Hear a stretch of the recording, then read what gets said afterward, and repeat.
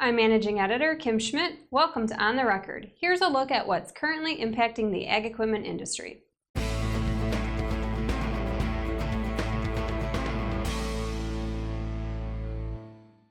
A Danish farmer cooperative's patriotic experiment with ownership of a machinery manufacturing enterprise is drawing to a close with the sale of a chunk of assets to CNH Industrial. Managers at the DLG cooperative have been trying to turn around Kongskilde Industries since acquiring the business in 2007, but concluded last year that it was best prepared for a sale to a buyer focused on farm machinery as its core business. CNH Industrial and its New Holland Agriculture division have emerged as the buyer with the announcement on Monday this week that they had agreed to purchase Kongskilde's soil and grass divisions. The group's grain handling and industrial equipment divisions are not part of the deal, but the package does include all tillage and hay tool products, related brands, and production plants in Europe and North America. This includes the newly expanded facility in Hudson, Illinois that produces tillage and fertilizer placement equipment and is Kongskilde's North American base. Kongskilde assets in the soil category include moldboard plows, seed drills and precision planters, inter-row cultivators, fertilizer placement equipment, and rock pickers, and in the grass segment, hay mowers, rakes and tedders, towed forage harvesters, and cattle diet feeders. Carlo Lambro, brand president of New Holland Agriculture, said the acquisition of the tillage, seeding, hay, and forage activities of Kongskilde adds key product ranges that will further broaden New Holland Agriculture's product offerings. While emphasizing that the current dealer and importer network remains unchanged for now, Lambro said the agreement will provide growth opportunities and create a strong platform to develop the Kongskilde business and its brands as the products are gradually integrated into the New Holland portfolio. We caught up with Steve Swartzrock of Swartzrock Implement, a New Holland dealer in Charles City, Iowa, during the Farm Equipment Manufacturer Association's Marketing and Distribution Convention in San Diego earlier this week. Swartzrock says the deal is a win-win for him as a New Holland dealer, as the deal brings in a hay line and tillage tools to the New Holland product offering.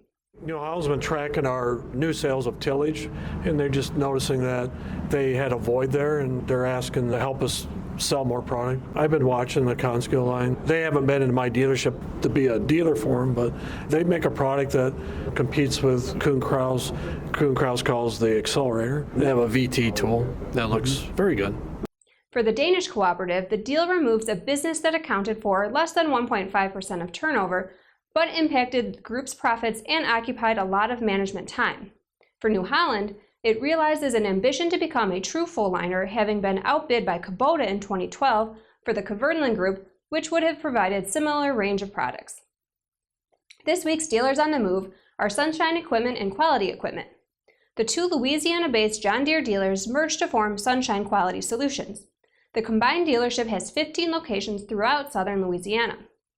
Now here's Jack Zemlicka with the latest from the Technology Corner.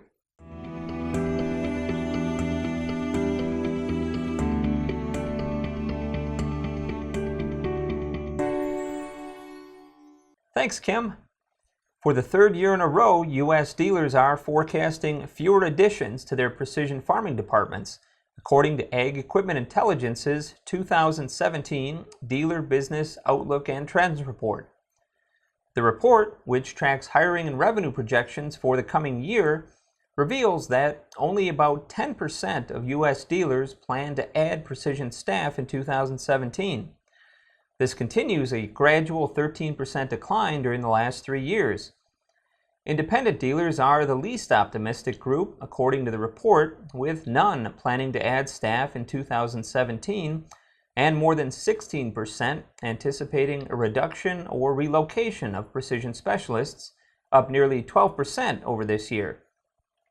Among the major manufacturers, Kubota dealers forecast the biggest drop in additional precision hires, going from 23% who plan to hire precision specialists this year to 0 in 2017, according to the report, followed by John Deere with about a 6% year-over-year decline. But there is positive hiring news as well, with both Case IH and New Holland dealers forecasting increases. Some 13% of New Holland dealers project adding precision specialists in 2017, more than double the percentage this year. And about 16% of Case IH dealers are also forecasting hiring growth in the coming year, compared to just over 11% in 2016. It's also worth noting that New Holland dealers have the second highest hopes for precision sales growth in the coming year, with more than 34% forecasting precision growth of at least 2% in 2017, compared to about 18% this year.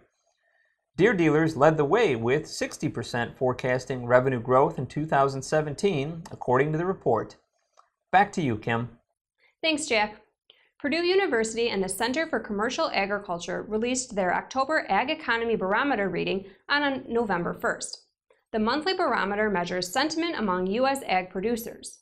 For October, the sentiment was measured at 92, the lowest reading since March 2016, and the second lowest Ag Economy Barometer reading since data collection started in October 2015. The report authors say the decline in producer sentiment was largely driven by an erosion in producers' perspective regarding the long-run health of the U.S. agricultural economy. The index of future expectations dropped to 95 in October versus the 109 reading in September and well below the peak reading of 121 in July. Producers were very pessimistic about the ag economy's prospects over the next 12 months in the October survey. According to the survey, 79% of producers expect bad times financially over the next 12 months, up 11 percentage points from September and up 16 percentage points from a year ago. The authors say the change in perspective from October 2015 to this October suggests farm financial conditions have weakened considerably since last fall. On October 31st, CNH Industrial reported its total third quarter revenues were down 1.7%. Net sales from ag equipment during the quarter came in at $2.4 billion, down 3% compared to the third quarter of 2015. Richard Tobin, CNH Industrial CEO, attributed the drop in revenue to an unfavorable industry volume and product mix in the row crop sector in North America and unfavorable industry volume in the small grain sector in France. He also noted that net sales increased in Latin America due to improvements in Brazil and Argentina and improvements in credit availability. On November 1st, Trimble Navigation reported its third quarter revenues were up 4% over 2015. Revenues from the Field Solutions segment, which includes its precision farming products, were up 6% at about $78 million compared to $74 million for the same period last year.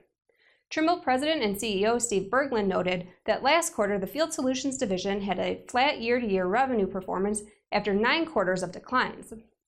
This quarter marked the first revenue increase in 11 quarters, he says, and adds, although there was some acquisition contribution, the core agriculture business increased and compensated for a decline in the GIS business.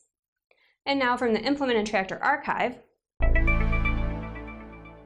Looking for a way to reduce painstaking time that came with detasseling, Ray Hagee developed a self-propelled personnel mover in 1946. Greatly improving efficiency, the product created high demand. At the end of World War II, following Dow's release of the pesticide-herbicide commonly known as 2,4-D today that controls broadleaf weeds, Hagee got back to work to develop an even more efficient solution for application of the product. In 1947, he invented the world's first self-propelled sprayer. As always, we welcome your feedback. You can send comments and story suggestions to kschmidt@lessitermedia.com. Thanks for watching. I'll see you next time.